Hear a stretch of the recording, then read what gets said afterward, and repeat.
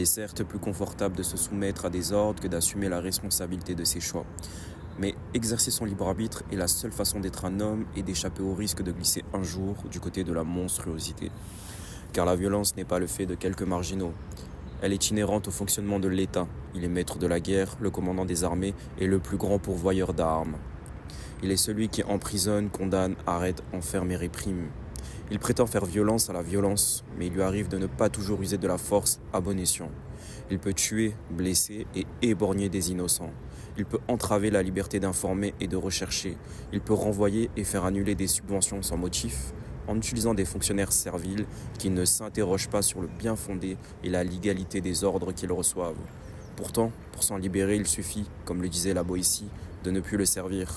Soyez résolus à ne plus servir et vous voilà libre.